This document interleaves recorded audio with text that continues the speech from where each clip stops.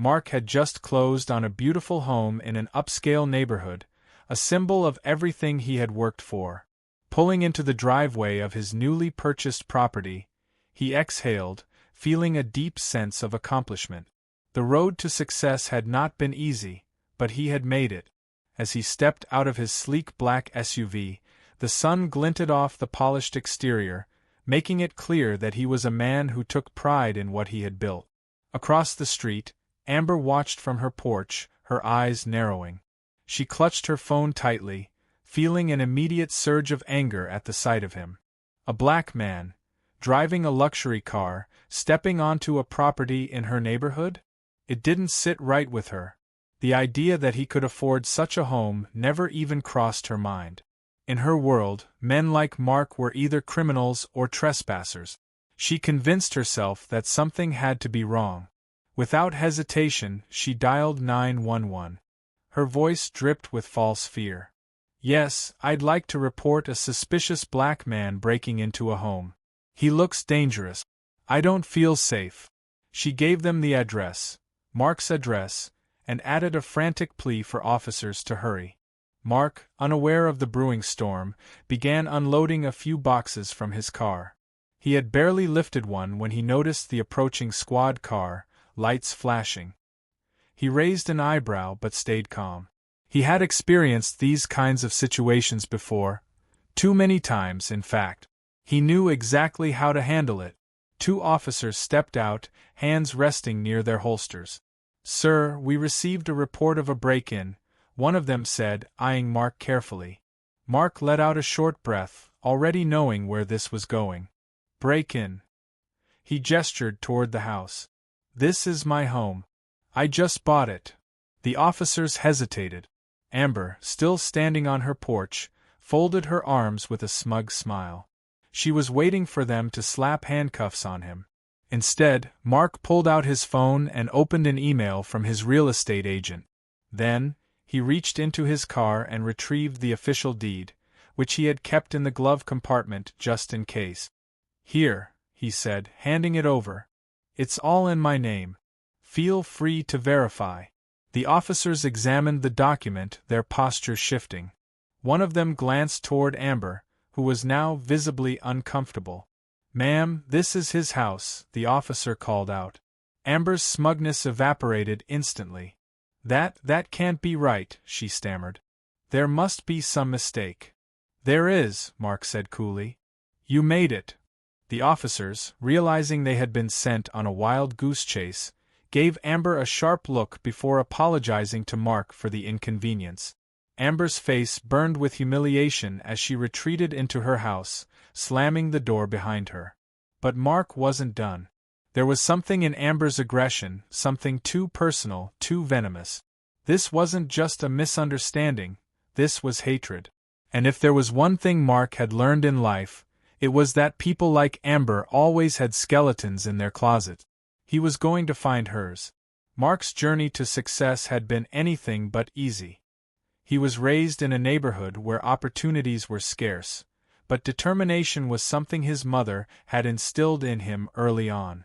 She worked 2 jobs just to keep food on the table, often coming home exhausted yet still finding time to help him with his schoolwork. She always told him, "You have to be twice as good to get half as much." Mark took that lesson to heart. He excelled in school, but college wasn't an immediate option due to financial struggles. Instead, he enlisted in the military, joining an elite unit where he learned discipline, strategy, and resilience. He served multiple tours overseas, gaining a reputation as a man who could stay calm under pressure, someone who never cracked, no matter how tough the situation got. After completing his service, he used his military benefits to enroll in college, majoring in business and finance. He saw real estate as an opportunity to break generational cycles of poverty, and he dedicated himself to learning everything he could about it. Mark worked long hours, often sleeping in his car between property showings and networking events. His first investment was a small, run-down duplex that others had overlooked. He poured his savings into fixing it up, and when it sold for double the purchase price, he knew he had found his calling. Fast forward a decade, and Mark was now a force in the real estate world. He owned properties across the city, flipping homes, managing rentals, and even mentoring young entrepreneurs. His latest purchase, the house in this neighborhood, was just another milestone in his growing empire. He hadn't just succeeded, he had thrived. Amber, on the other hand, was on a downward spiral. She had once been the epitome of privilege, born into wealth and given every advantage imaginable. She married young, expecting a life of luxury without effort. But her husband, growing tired of her entitlement and constant cruelty, divorced her and left her with nothing. Amber had never worked a real job before, and now she was struggling to survive. For years, she had relied on underhanded schemes, questionable rental deals, tax fraud, and exploiting legal loopholes to maintain her lifestyle. But it was all crumbling. She was barely holding on to her home, and foreclosure loomed like a dark cloud over her. Her hatred toward people like Mark wasn't just about race, it was about resentment. She saw him as everything she had lost: power, success, and respect. And now, she had embarrassed herself in front of the entire neighborhood. She stewed in her anger, unaware that Mark wasn't the type to let things slide. He had already begun digging into her past.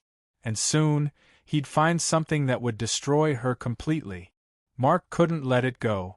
The way Amber had stared at him, with a twisted mix of entitlement and contempt, dug at him more than he wanted to admit. It wasn't about the false 911 call. It was the way she had looked right through him, as if he didn't belong. Late that night, after the chaos had settled, Mark sat at his desk, the dim glow of his laptop screen reflecting in his eyes. If there was one thing the military had taught him, it was how to gather intel. Through a network of old friends and the quiet strength of his financial resources, Mark began to piece together Amber's past. The more he found, the more it disgusted him. Amber wasn't just an entitled busybody, she was a full-blown criminal. Records showed that she had been posing as a landlord for properties she didn't legally own, collecting rent under the guise of a fabricated property management company. Her victims were often low-income tenants who had no idea their rent money was funneled straight into Amber's pocket. Worse still, Amber was knee-deep in tax evasion. Her fake rental empire allowed her to report false income streams, inflating her supposed net worth to secure loans she had no intention of paying back.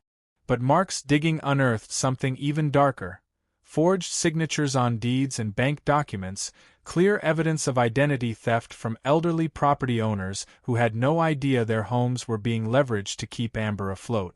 Mark's stomach churned, but he knew what he had to do. He contacted his most trusted lawyer, laying out the mountain of evidence.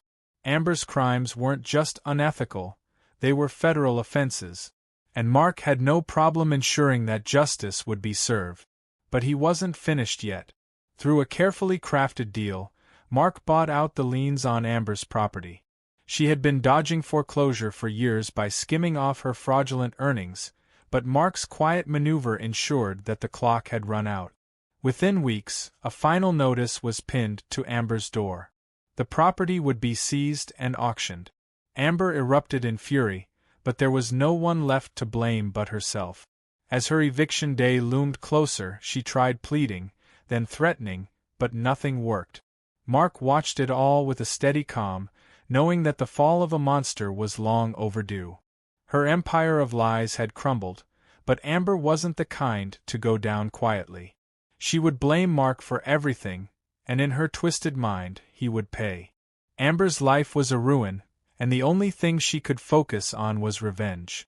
She wandered through the empty halls of her foreclosed house, the bare walls a reminder of everything she had lost. Her anger seethed into obsession. As the eviction day arrived, she watched from a distance, hatred blazing in her eyes, as Mark's company claimed the property she once called home. "He did this to me," she muttered, her voice scraping like gravel in her throat. "He took everything."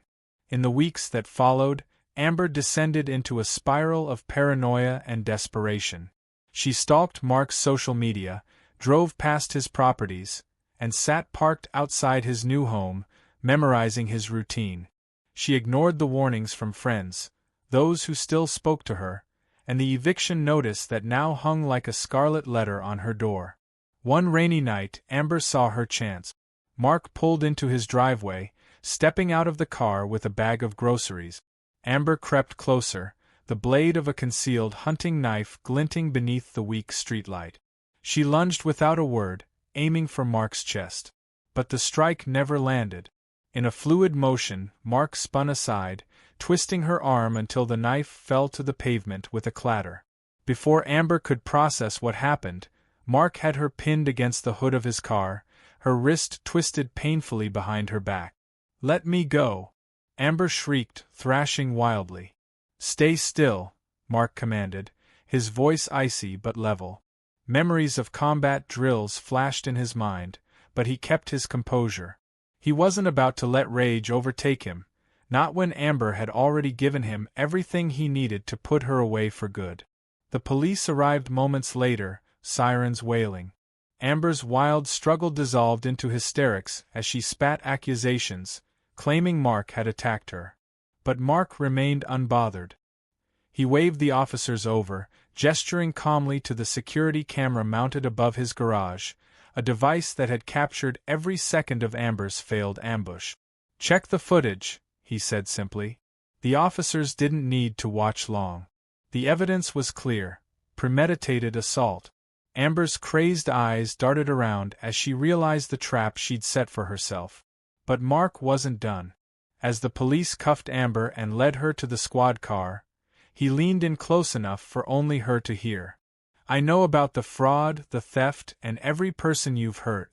This is only the start. You're going to pay for all of it." Amber's fury twisted into fear. For once, the self-assured predator found herself utterly powerless. Mark watched her taken away, but there was no gloating, only a quiet, deep relief. Justice wasn't about revenge. It was about righting a wrong. Amber's house, now his, would be turned into affordable housing, a way to heal some of the damage she had caused. As for Amber, her story wouldn't end with mere arrest. The evidence Mark gathered was already in the hands of federal prosecutors. Her future now lay behind iron bars, stripped of wealth, influence, and the twisted power she once wielded. And Mark? He went back to unpacking his groceries, ready to live in peace, knowing that the past was finally where it belonged, buried and gone. The flashing red and blue lights painted Amber's face in sharp contrast as she thrashed in the officer's grip. Her shrill screams pierced the quiet night. "He attacked me," she shrieked, wild-eyed and desperate. "He's dangerous. I was defending myself." But Mark didn't move. He stood tall, his expression calm, his arms folded across his chest as he watched Amber unravel before him. He didn't need to argue. He had something far more powerful than her frantic lies. One of the officers, a grizzled veteran, exhaled sharply. "Ma'am, we've been to this neighborhood before. You called us on a suspicious black man in his own home. You wasted our time then, and it looks like you're wasting our time now." Amber's face twisted, but before she could spew another lie, Mark gestured toward the small black box mounted above his garage. "Security cameras," he said simply. "Everything she did is on tape." The officer nodded to his partner, who retrieved a tablet from the squad car and connected it to the feed. Within seconds, the screen displayed the truth. Amber lurking in the shadows, the flash of the blade, the sudden lunge toward Mark's chest. The officers watched in silence as the footage played out, showing Mark's swift and controlled response, taking her down without excessive force. The second officer whistled. "Damn. She really thought she'd get away with this." "Looks like it," his partner muttered. Amber's wild protests died in her throat as she saw their faces shift from doubt to certainty. The cuffs clicked around her wrist. "You're under arrest for attempted assault with a deadly weapon," the officer announced. "And given your history, you might want to lawyer up." As Amber was shoved into the back of the squad car, Mark took a slow step forward. He didn't raise his voice. He didn't smirk. He just leaned down, his voice barely above a whisper. "I know everything, Amber," he said. "The fraud. The fake rentals. The stolen money. The forged documents." He let each word sink in, watching as her face drained of color. "It's all been reported. You're not just facing assault charges. You're going to prison for a long time." Amber's breath hitched. You're lying," she stammered. Mark tilted his head. "Am I?" The way the officers exchanged glances was answer enough. Amber's shoulders sagged, the weight of her crimes crashing down on her all at once. This wasn't a slap on the wrist. This wasn't something she could talk her way out of. This was the end. As the squad car door slammed shut, Mark exhaled, watching her disappear into the night. Justice had a funny way of working itself out. Months passed, and Mark barely thought of Amber, until the news broke. He had been sitting in his downtown office, sipping his morning coffee, when an alert popped up on his phone. The headline was as sharp as a dagger. Former socialite sentenced to 15 years in prison for fraud, tax evasion, and attempted assault. Mark leaned back in his chair, scrolling through the article. The details spilled out like the final pages of a tragic novel. Amber had tried to fight the charges at first, insisting she was the real victim. But the evidence was overwhelming. The fraudulent rental schemes, the stolen identities, the unpaid taxes. It was a web of deception too tangled to escape. And the security footage of her knife attack on Mark had sealed her fate. The courtroom had been packed. Former friends and neighbors sat in stunned silence, watching as the woman who once boasted about her high status now stood trembling in an orange jumpsuit. Her lawyer had argued for leniency, citing emotional distress and a moment of poor judgment. But the judge wasn't buying it. Amber had lived her life believing she was untouchable. But when the gavel slammed down, reality struck hard. 15 years. No parole. A disgraced name. A ruined legacy. Mark wasn't the type to celebrate someone else's misery, but as he put his phone down, he felt a deep sense of closure. Amber's former life crumbled like a sandcastle in a storm. Her so-called friends distanced themselves, embarrassed to have ever been associated with her. The luxury she clung to had vanished. Her assets were seized, her home auctioned off, and her accounts frozen.